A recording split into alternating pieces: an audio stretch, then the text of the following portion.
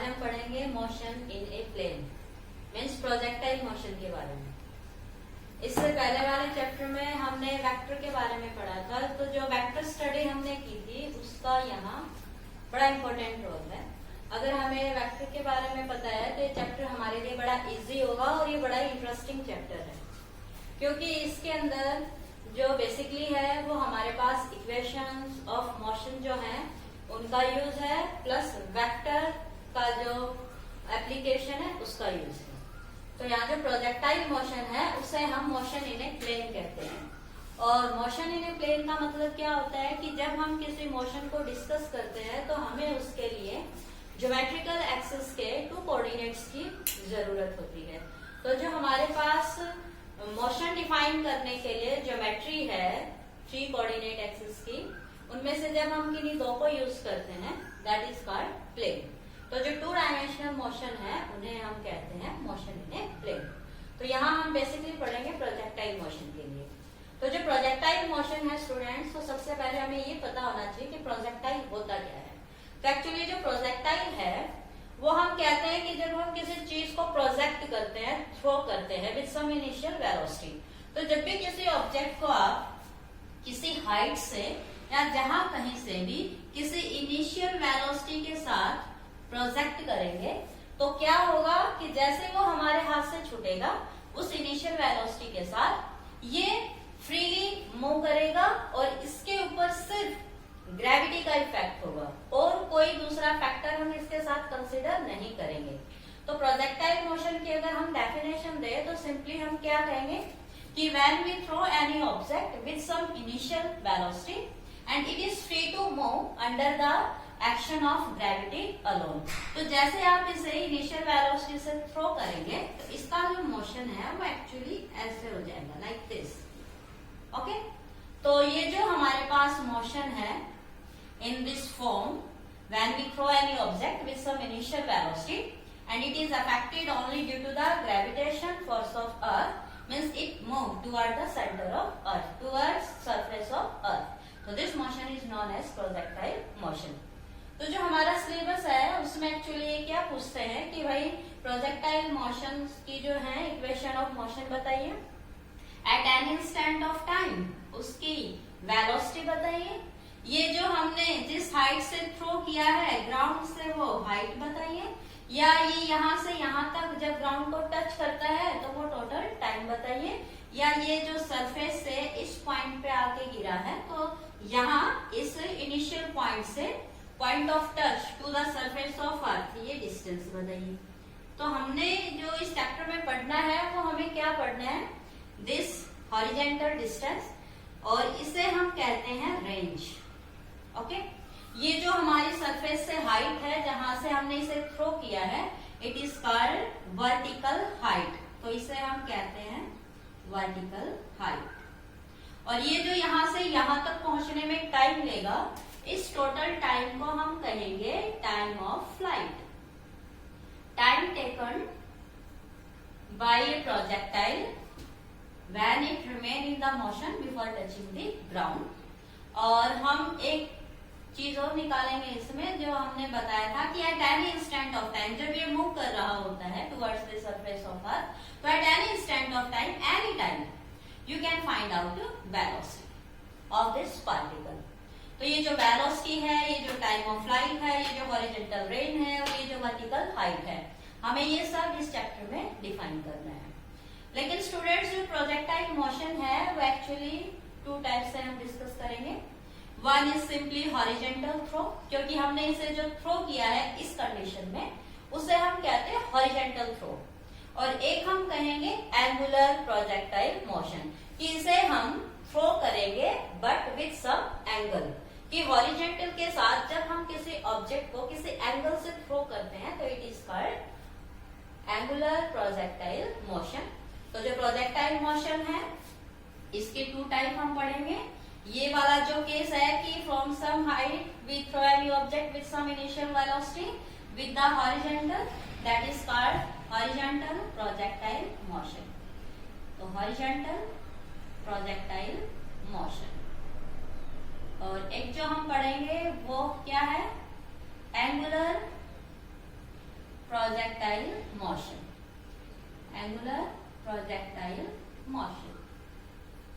तो हम one by one दोनों को डिस्कस करेंगे। तो हम सबसे पहले बात करेंगे हॉरिजॉन्टल प्रोजेक्टाइल मोशन की। तो स्टूडेंट्स, जब भी हम प्रोजेक्टाइल मोशन को डिस्कस करते हैं तो हमें कुछ कंडीशंस पहले से ही असाइन करनी होती हैं, हमें कुछ मान के चलना होता है, अपना क्राइटेरिया, कंडीशंस, लिमिट्स पहले से बनानी होती हैं। तो यहाँ जो हमारा प्रोजेक्टाइल मोशन है, इसके लिए सबसे पहली कंडीशन तो ये है कि जब हम किसी प्रोजेक्टाइल मोशन की बात करते हैं तो उसमें सिर्फ ग्रेविटी के इफेक्ट को हम कंसिडर करेंगे और किसी इफेक्ट को हम नहीं लेंगे। क्यों? क्योंकि यहाँ और भी फैक्टर अराइज हो सकते हैं, लाइक एयर रेजिस्टेंस, कि यहाँ हम एयर रेजिस्टेंस को नहीं लेंगे, वो हम क्या मानेंगे? नेग्लिजिबल। ओके, क्योंकि जब हम इन द एटमॉस्फेयर है तो वहां एयर भी होगी, एयर भी फोर्स अप्लाई करती है, प्रेशर अप्लाई करती है, तो यहाँ हम एयर रेजिस्टेंस को नेग्लेक्ट कर देंगे। और इसके साथ साथ हम जो बात करेंगे, कुछ पर्टिकुलर कंडीशंस को असाइन करेंगे, वो मैं यहाँ लिख देती हूँ। तो first of all, only gravity effect is taken. Second thing is no other factor, air resistance like are negligible. And when we discuss about a horizontal projectile motion, ये जब भी हम हॉरिजॉन्टल प्रोजेक्टाइल मोशन की बात करते हैं तो उसका पाथ हमेशा ऐसा ही होता है। या प्रैक्टिकली अपनी डे टू डे लाइफ में देखते भी हैं कि जब हम किसी चीज को थ्रो करते हैं तो वो थोड़ी सी दूर हॉरिजॉन्टल मोशन में होती है और उसके बाद वर्टिकल डाउनवर्ड आ जाता है। ओके, क्योंकि इसके ऊपर हर समय ग्रेविटी का इफेक्ट काम करता है और ग्रेविटी हर चीज को अपने सेंटर की तरफ अट्रैक्ट करती है। तो जिस वेलोसिटी के साथ आपने इसे थ्रो किया था, that is called your initial velocity. तो यहाँ स्टूडेंट्स, जब हम प्रोजेक्टाइल मोशन को स्टार्ट करेंगे तो सबसे पहले जो हमारा स्टार्टिंग पॉइंट है, ओरिजिन है, हम यहाँ जब टाइम की बात करेंगे तो लेट टाइम एट 0। तो at time at 0 your initial velocity is u. At any time if you discuss about the velocity, then velocity will be v. Second thing, we throw this horizontally, so your horizontal component of velocity is written as ux. और जब हम projectile motion की बात कर रहे हैं, motion in a plane की बात हम कर रहे हैं, तो जो हमारे पास वेलोसिटी होगी उसको हम वेक्टर फॉर्म में लिखेंगे, हॉरिजॉन्टल एक्सिस के अलोंग भी और वर्टिकल हाइट के अलोंग भी। तो जब हम यू वेलोसिटी की बात करते हैं तो हमारा जो वेक्टर नोटेशन है वेलोसिटी का, वो होता है ये। जो वेक्टर होता है उस वेक्टर को हमने क्या कहा था कि इसका मैग्नीट्यूड भी होता है और इसकी डायरेक्शन भी होती है। तो जब हम किसी वेक्टर को लिखते हैं इन ए प्लेन, तो वहां दो कोऑर्डिनेट एक्सिस की जरूरत होती है और उन दोनों कोऑर्डिनेट एक्सिस की डायरेक्शन। तो किसी कोऑर्डिनेट एक्सिस एक्स के साथ उसका जो डायरेक्शन कंपोनेंट है, that is called unit vector i.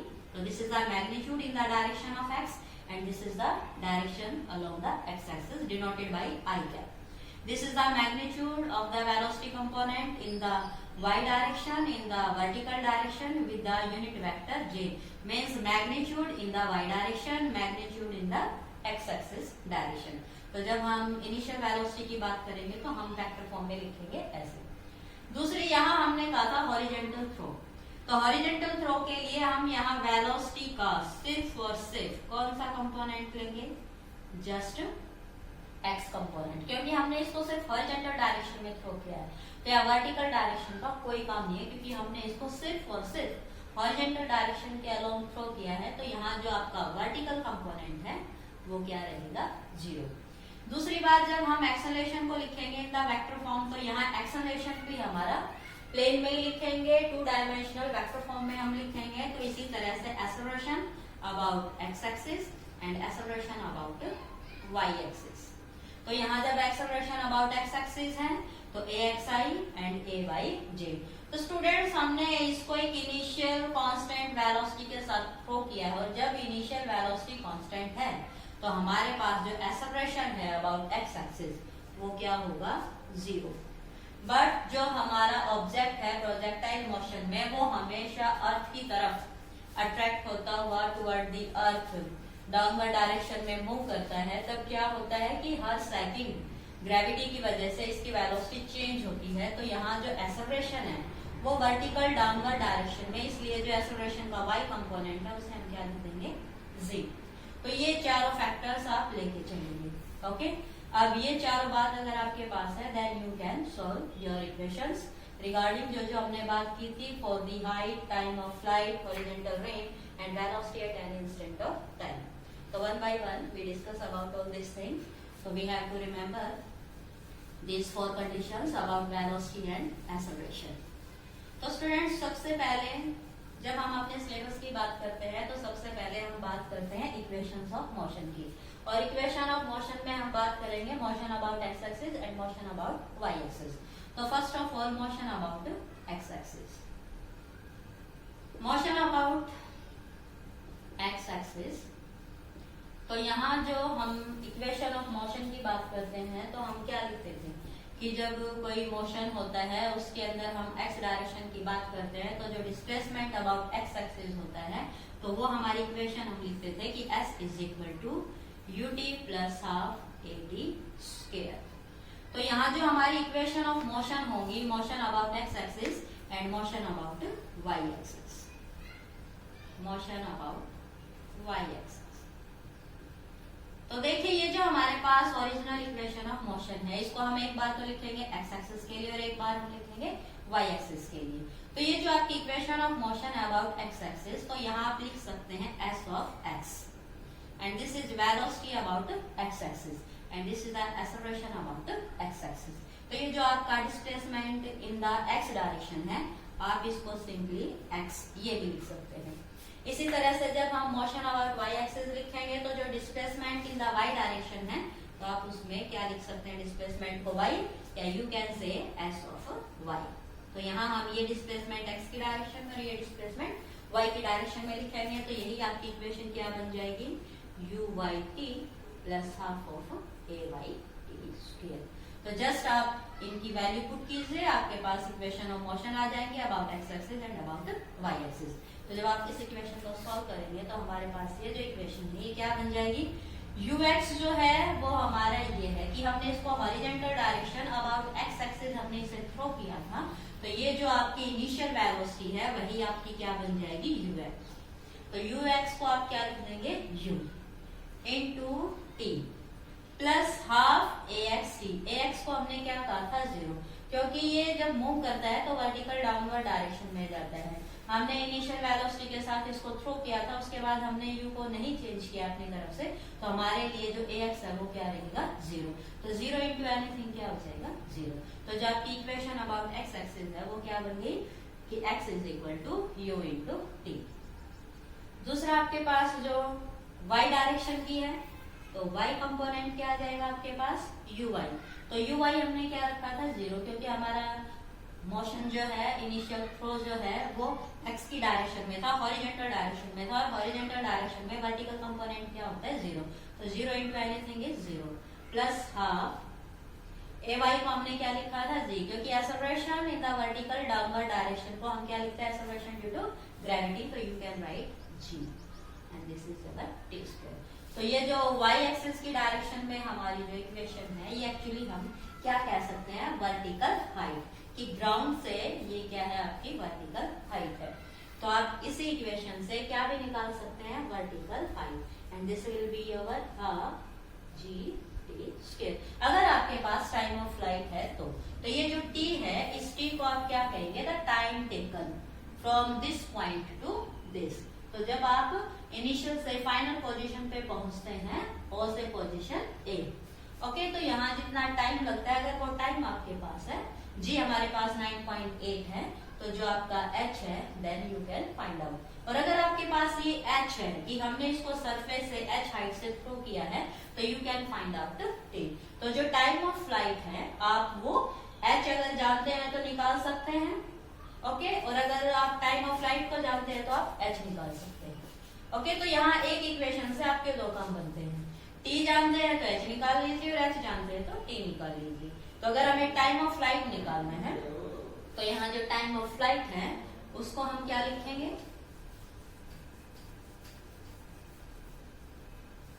तो टाइम ऑफ फ्लाइट की जब बात आती है तो time of flight, total time taken during this projectile motion before touching ground, तो यू कैन राइट इस बाय कैपिटल टी। और ये जो इक्वेशन है ये आपकी क्या बन जाएगी, जब आप टी निकालेंगे तो ये सारा इधर और स्क्वायर को हटा के क्या लगा देंगे हम, अंडर द रूट। तो this will be 2h by z under the root. So this is your time of flight. Okay. So vertical height if you know t and time of flight if you know h. यहाँ g हमारे पास fix है, तो आप ये भी कह सकते हैं एक कंडीशन प्रोजेक्टाइल मोशन की कि हमारे पास जो g की वैल्यू है वो क्या रहनी चाहिए, फिक्स। क्योंकि हम जानते हैं g भी वेरिएबल है, लेकिन हम जिस प्रोजेक्टाइल मोशन की जिस जगह बात कर रहे हैं वहां हमारा g क्या होना चाहिए, near the surface of Earth fix, that is 9.8 metre पर सेकंड स्क्वायर। तो हमारा जी फिक्स होना चाहिए, एयर रेजिस्टेंस को हम नेग्लिजिबल मानेंगे, सिर्फ ग्रेविटी ऑफ अर्थ का यहाँ इम्पैक्ट रहेगा। Then you can find out your motion about x axis, motion about y axis, and this is time of flight. और जो हमने एक बात कही थी हॉरिजॉन्टल रेंज, तो जो आपका पॉइंट ऑफ थ्रो था वहां से जब ये ग्राउंड को टच करती है तो ये जो हॉरिजॉन्टल डिस्टेंस है इसे हम कहते हैं रेंज। तो ये जो आपकी एक्स एक्सिस के अबाउट डिस्टेंस थी ना x, ये हमारी एक्चुअली क्या है, रेंज। तो यहाँ से आप क्या भी निकाल सकते हैं, रेंज। तो अगर आप x को क्या रख दें, r, तो ये आपकी रेंज आ जाएगी, that is your u into T.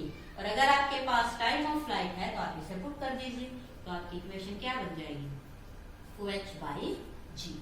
Okay. अब एक क्वेश्चन और है कि हमारा जो प्रोजेक्टाइल मोशन है इसका ये जो इस तरह का पाथ है, इस पाथ का नाम क्या है। देखिए हमें पाथ दिखाई दे रहा है कि ये कर्व की फॉर्म में है, लेकिन इस कर्व का भी एक नाम रखा गया है और इसे हम कहते हैं पैराबोला। तो जो प्रोजेक्टाइल मोशन होता है उसकी जो ट्रैजेक्टरी होती है, उसकी जो पाथ ऑफ मूवमेंट होती है वो एक पैराबोलिक पाथ होती है। ये पैराबोला कैसे है, हम इसे इस इक्वेशन से प्रूव भी कर सकते हैं, क्योंकि हमें पता है कि अगर ये पैराबोलिक पाथ है तो इस पाथ की, इस कर्व की जो इक्वेशन बनेगी वो एक पैराबोला की जो इक्वेशन होती है उससे मैच करनी चाहिए। तो हम इस इक्वेशन को, इस इक्वेशन को अगर सब्स्टिट्यूट करें तो हमारे पास जो आएगा वो क्या होगा, that your y is half G T square. यहाँ जो t है आप इस t को निकाल लीजिए, that is your x by you. तो जब आप t की वैल्यू पुट करेंगे तो this is x by you, और स्क्वायर है तो इट इज ए स्क्वायर। तो ये जो आपकी इक्वेशन आ गई, इस इक्वेशन में हमारे पास एक कंपोनेंट है y एक्सिस और एक कंपोनेंट है x एक्सिस। अगर हम y और x की बात करें तो हमारे पास जो y है वो क्या आ जाएगा, k ऑफ x स्क्वायर, जहाँ k आपका क्या है, k है g टू यू स्क्वायर। जो k है वो कांस्टेंट है, कांस्टेंट में क्या है, g u एंड 2। तो जो g है उसकी वैल्यू फिक्स है, हम मान के चलते हैं। u एक कांस्टेंट है, 2 कांस्टेंट है, तो constant upon constant into constant क्या आएगा, कांस्टेंट। तो जो y है वो kx स्क्वायर है, means y is directly proportional to x square. तो जब y x के स्क्वायर के प्रोपोर्शनल हो तो वो जो इक्वेशन आएगी वो इस तरह की इक्वेशन होती है, और इस इक्वेशन को हम बोलते हैं पैराबोल इक्वेशन। तो स्टूडेंट्स यहाँ था ये आपके पास प्रोजेक्टाइल मोशन के डिफरेंट कंपोनेंट, कि हमारे पास मोशन अबाउट एक्स एक्सिस की इक्वेशन क्या बनेगी, तो this is our motion about x axis. Motion about y axis, तो ये थी आपके पास equation motion about y axis. Time of flight, तो ये था आपका time of flight. Horizontal range, तो ये बना दिया हमने हॉरिजेंटल रेंज। वर्टिकल हाइट, तो आप इसी इक्वेशन को किस में भी रिप्रेजेंट कर सकते थे, वर्टिकल हाइट। तो these are the different component regarding this projectile motion. अब यहाँ 2 कंपोनेंट और बचते हैं, जिनमें हमारा एक है velocity at any instant of time, और एक है कि जब ये इस ग्राउंड को टच करता है उस वक्त ये किस एंगल के साथ हॉरिजॉन्टल से स्ट्राइक करता है। तो यहाँ वो 2 कंपोनेंट हम डिस्कस करेंगे। तो यहाँ जो हमारी velocity at any instant of time है, तो हम वेलोसिटी को लिखेंगे कि जो हमारी वेलोसिटी है वो क्या है, eight any instant of time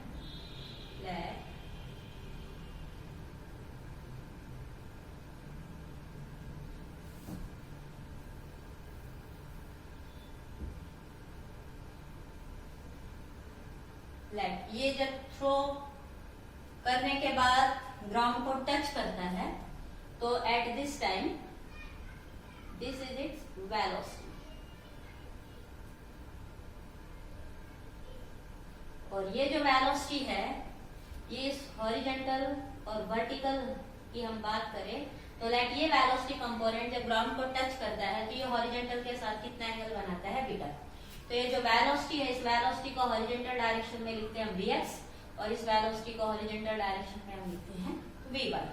और ये जो आपके पास motion during this time of flight at any instant of time, अगर आप कहीं भी किसी पॉइंट P पे बात करते हैं इसके मोशन की, इसकी वेलोसिटी की, तो जब किसी कर्व पे हम डायरेक्शन की बात करते हैं तो वो होता है अलोंग ए टेंजेंट। तो ये जो वेलोसिटी है at that point it is along this tangent and this is your velocity v।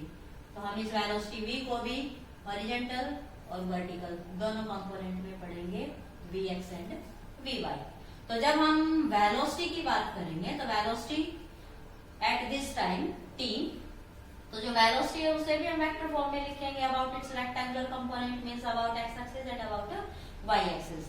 तो जब हम वेलोसिटी को इन द प्लेन बात करेंगे इस प्रोजेक्टाइल मोशन में तो velocity will be written as vxi and vyj। तो स्टूडेंट्स यहाँ जो आपके पास vx है ये एक्चुअली इसके पैरेलल है, ये vx आपका क्या है एक्चुअली ux, और जो आपका ux है वो एक्चुअली क्या है आपका u। इसी तरह से जो आपका vy है वो वेलोसिटी अबाउट y एक्सिस, हम वेलोसिटी की जब इक्वेशन लिखेंगे अबाउट y एक्सिस तो हमने वेलोसिटी पढ़ा है आफ्टर टाइम t, वो क्या होता है v is equal to u plus at। तो जब आप x एक्सिस की बात करेंगे तो ये बन जाएगा vx is equal to ux plus axt, और vy की जब हम बात करेंगे तो ये बनेगा uy plus ay of t। तो यहाँ जो ये vx है ये हो जाएगा ux प्लस axt। यहाँ मैंने vx को कहा है ux और ux क्या है u। ये axt क्यों नहीं लिखा, क्योंकि ax हमने क्या माना था 0, क्योंकि हॉरिजॉन्टल डायरेक्शन में कोई एक्सेलरेशन नहीं होता है, एक्सेलरेशन सिर्फ वर्टिकल डाउनवर्ड डायरेक्शन में होता है, इसलिए ay इज x। तो आपके पास vx आ गया u।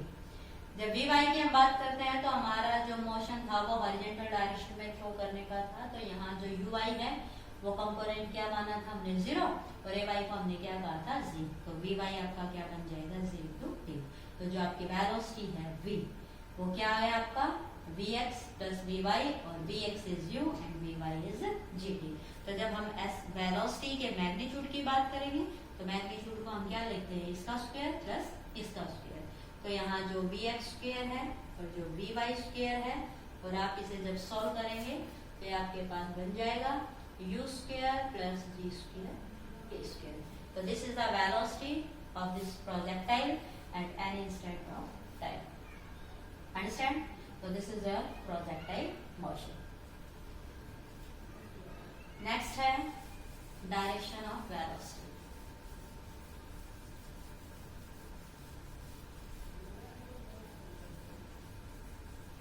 तो हम कहते हैं कि वेलोसिटी v जो है वो हॉरिजॉन्टल के साथ बीटा एंगल बनाती है। तो जब हम डायरेक्शन की बात करते हैं तो हम निकालते हैं टेंजेंट ऑफ बीटा, और जो टेंजेंट ऑफ बीटा मींस हमें बीटा चाहिए, तो बीटा निकालने के लिए हम ट्रिग्नोमेट्री में टेंजेंट कंपोनेंट के साथ डील करते हैं। तो टेंजेंट ऑफ बीटा होता है vy अपॉन vx, तो vy अपॉन vx, और vy हमने क्या कहा था gt और vx क्या था u। तो जब हम बीटा निकालेंगे तो बीटा बन जाएगा tangent inverse of gt upon u। तो this is our direction with which projectile strike to horizontal at an angle beta with the horizon. So these are the different components regarding the projectile motion. Students, यहाँ मैं कुछ projectiles के examples लिख रही हूँ। तो जो projectile objects होते हैं उनमें जो मोस्ट कॉमनली तो क्या है कि हम बात करते हैं कि जब हम किसी हाइट से किसी ऑब्जेक्ट को थ्रो करते हैं, वो चाहे कुछ भी है, for example throwing a stone from window, और वो विंडो कोई भी हो सकती है, आपके घर से हो सकती है, आपके जो ट्रेन है वहां से हो सकती है, बस से हो सकती है, and means from any height when you throw a stone from the window of train और बस। अंडरस्टैंड। दूसरा आप ये भी कह सकते हैं कि भाई जब हम गन फायरिंग की बात करते हैं तो जो बुलेट है, तो जो बुलेट फायर की जाती है, bullet firing from a gun, तो जो गन से बुलेट फायर की जाती है तो उसका मोशन भी प्रोजेक्टाइल मोशन होता है। ओके, तो और जब हम जेट वाटर की बात करते हैं कि जब किसी पाइप से पानी चल रहा होता है तो जो जेट पाइप होती है उससे जो पानी निकलता है उसका भी मोशन इसी तरह का होता है।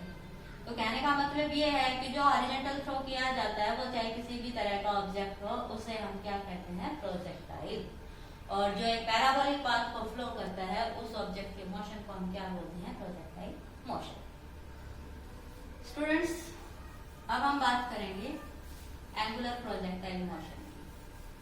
तो जब एंगुलर प्रोजेक्टाइल मोशन होता है तो उसमें एंगल के साथ हम डिस्कस करते हैं।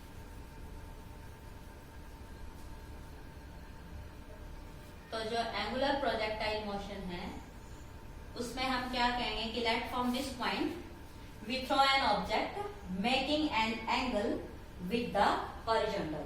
तो जब हॉरिजॉन्टल के साथ, सरफेस के साथ, अर्थ सरफेस के साथ हम किसी ऑब्जेक्ट को किसी एंगल के साथ थ्रो करते हैं तो that is called angular projectile motion. तो यहाँ जो एंगुलर प्रोजेक्टाइल मोशन है वो इस तरह का पाथ फॉलो करता है। ओके, तो यहाँ जब हमने इसको थ्रो किया था तो this is your initial velocity and it is making angle theta with the horizontal, so it is called angular horizontal projectile motion.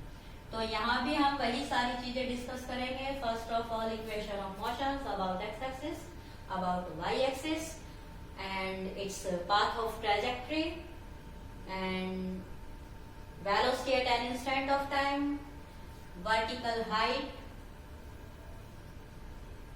कि ये मैक्सिमम कितनी हाइट तक जाएगा, एंड द हॉरिजॉन्टल रेंज कि जहां से हमने इसको थ्रो किया है जब ये ग्राउंड को टच करता है तो ये इनिशियल पॉइंट से कितनी हॉरिजॉन्टल डिस्टेंस पे जाके स्ट्राइक करेगा। तो this is our horizontal range and this is our vertical maximum vertical height and let velocity at any instant of time। तो हम इस तरफ भी डिस्कस कर सकते हैं और हम इस तरफ भी डिस्कस कर सकते हैं, दोनों साइड आप कह सकते हैं।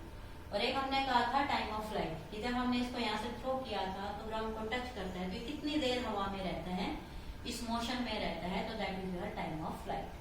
तो वन बाय वन हम इन सब के बारे में डिस्कस करेंगे। तो सबसे पहले वही हमारी जो कंडीशंस होंगी वो हम लिखेंगे, और वो जो हमारी कंडीशंस हैं सबसे पहले, क्योंकि ये टू डायमेंशनल मोशन है and velocity, acceleration are your vector quantity, तो first write in their components. तो जो आपकी इनिशियल वेलोसिटी है u, ये हॉरिजॉन्टल के साथ एंगल बनाती है थीटा, तो हम इस वेक्टर को इसके कंपोनेंट की फॉर्म में रिजॉल्व करेंगे। So this is its horizontal component and this is its vertical component, ux and uy। तो जो आपका ux है, इस ux को हम लिखेंगे u of cos theta और uy को हम क्या लिखेंगे, u of sin theta। और अगर हम u वेलोसिटी की बात कर रहे हैं तो हम क्या लिखेंगे, uxi and uyj। तो अब हमारे पास ये एंगुलर फॉर्म में आ गया। तो अब ये जो वेलोसिटी है, इस वेलोसिटी को हम क्या लिखेंगे, u cos of theta i plus u sin of theta j। तो जब हम x कंपोनेंट की बात करेंगे तो हम क्या करेंगे, u cos theta, uy component की बात करेंगे तो हम करेंगे u of sin theta।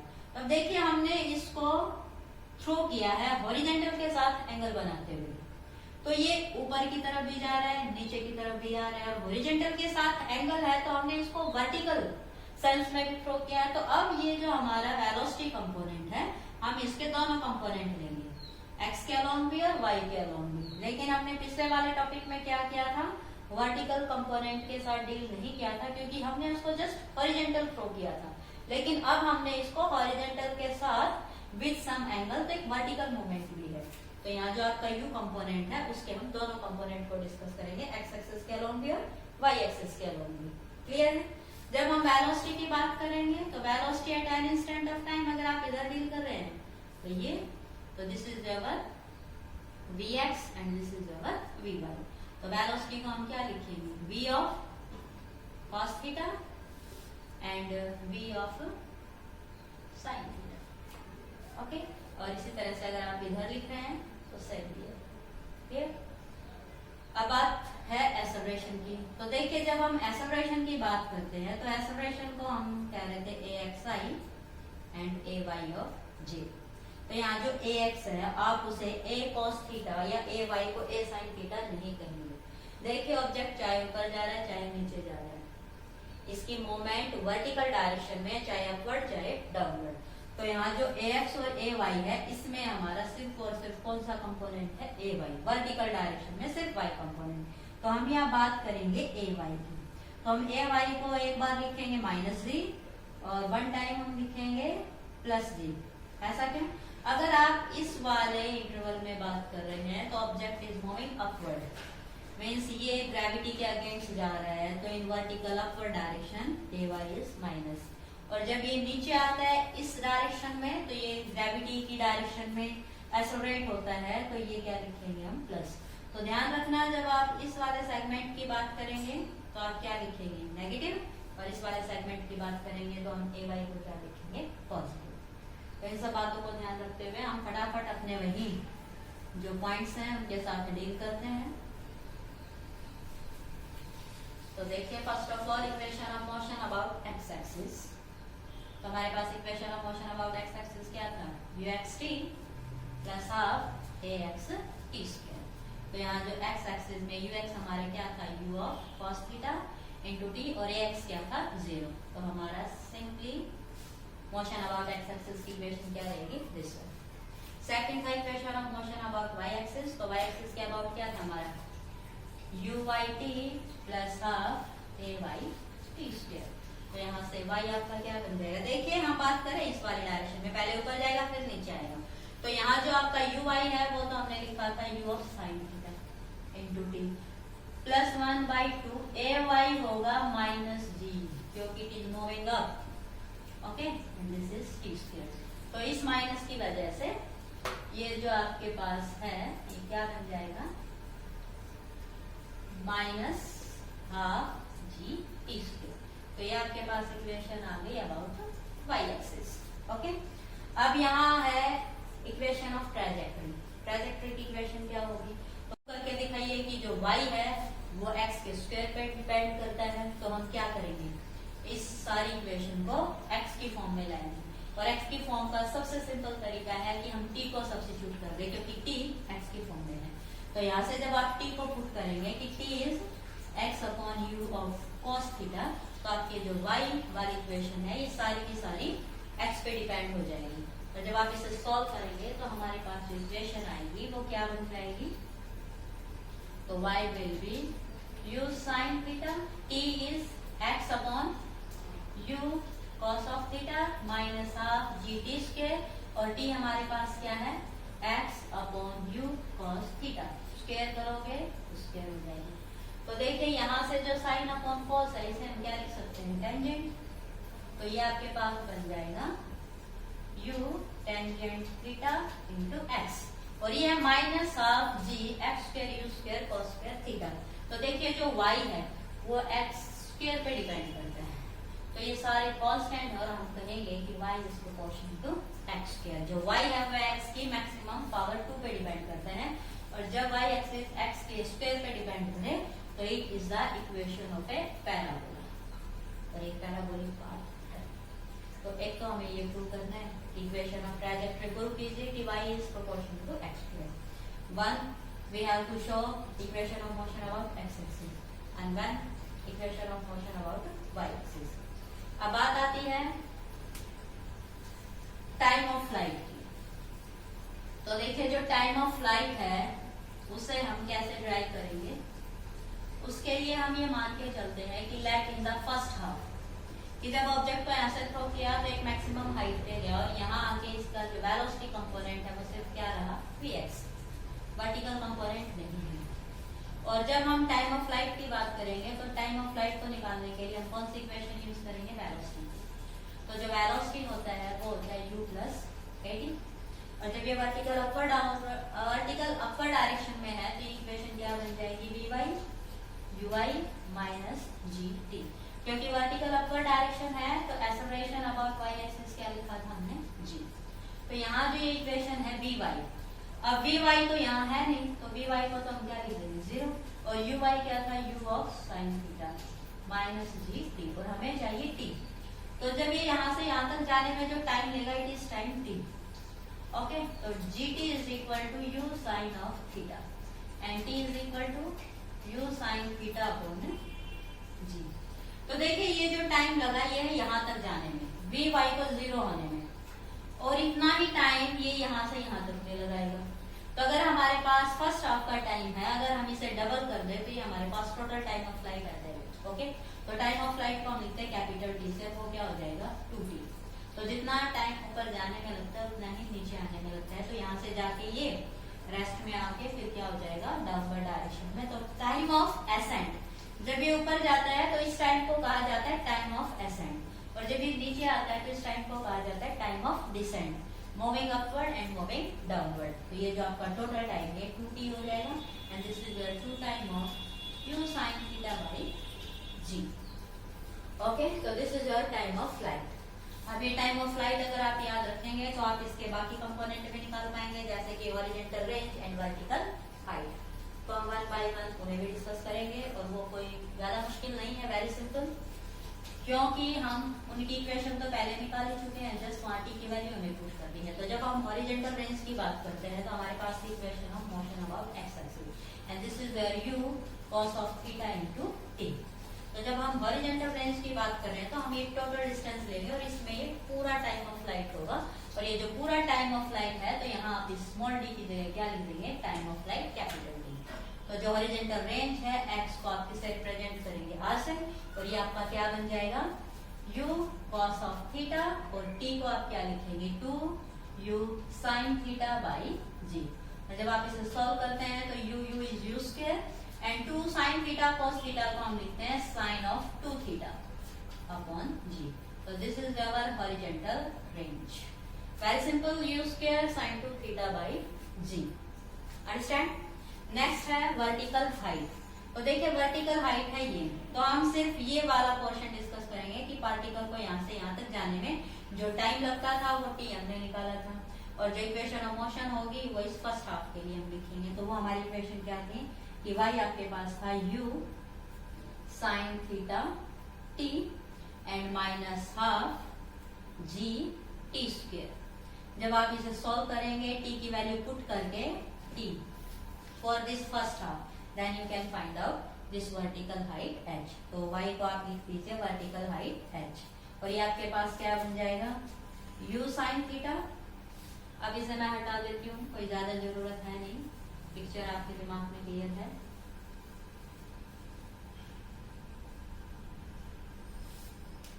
t की वैल्यू हम लिखेंगे u cos of theta upon g minus half g and this is u cos of theta by g and its square.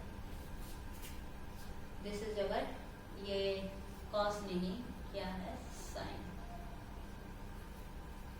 sin ये आपके पास sin, जो टाइम ऑफ एसेंट था वो था u sin theta by g। तो हमने just t की value put की है, तो ये आपके पास बन जाएगा u is u square sine sine sine square upon g and minus half ये g स्क्वायर हो जाएगा, और एक जी से आपका g कैंसिल, और ऊपर आ जाएगा u square sine square theta by c। तो देखिए ये है 1 u square sine square theta by g, और ये है हाफ, तो 1 में से हाफ जाएगा तो आपके पास सिंपली क्या बचेगा half u square sine square theta by g।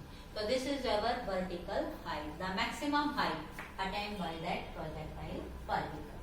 So this is your vertical height. If you have u, z and theta, you can find out vertical height, time of ascent या descent, horizontal range.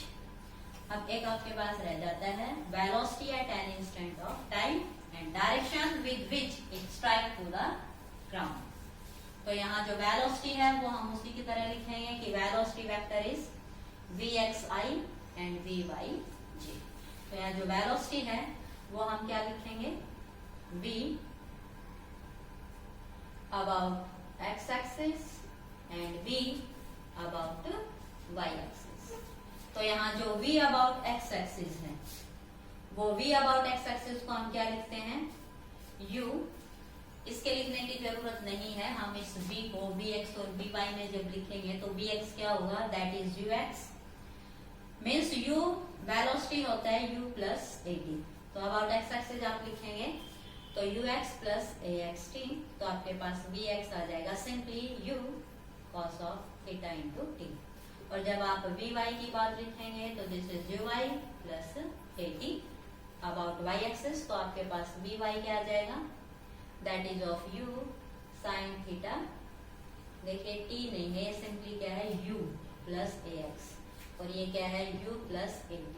तो ये देखिए हम बात कर रहे हैं कि पहले अगर हमारा पार्टिकल इस तरफ जा रहा है तो यहाँ जब ये ऊपर जाएगा तो यहाँ एक्सेलरेशन को हम क्या लिखेंगे, माइनस c। और अगर आप इस डायरेक्शन में, इस पोर्शन में बात करेंगे तब आप यहाँ क्या लिख देंगे, प्लस c।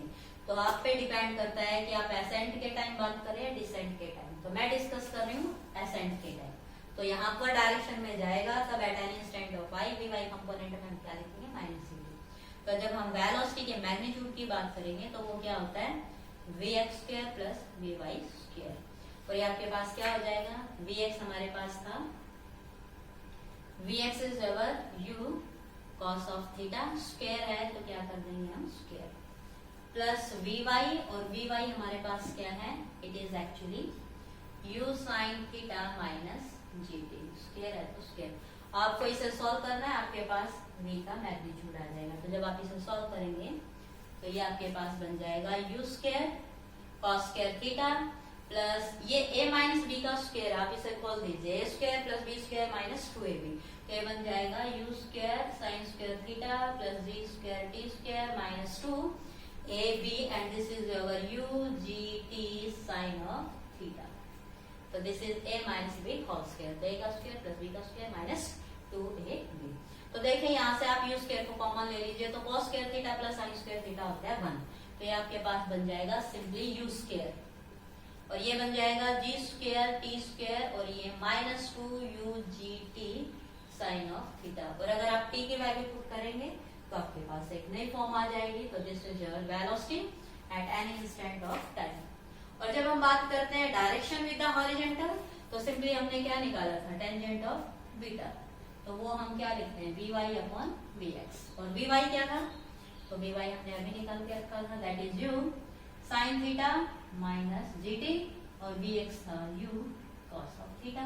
और बीटा निकालोगे तो बीटा क्या हो जाएगा, tangent inverse of u sine theta minus gt upon u cos of theta. If you have theta and t then you can have beta at any instant of time. और यहाँ जो t है ये हमारे पास actually क्या है, time of flight. तो जब हम वर्टिकल डायरेक्शन, हॉरिजॉन्टल डायरेक्शन के साथ बात करते हैं तो यहाँ t को क्या लिख सकते हैं, टाइम ऑफ फ्लाइट। तो this is our component. Students यहाँ इसके बारे में और भी है, लेकिन आज के लेक्चर में बस इतना ही। Okay, the next time we will discuss about further.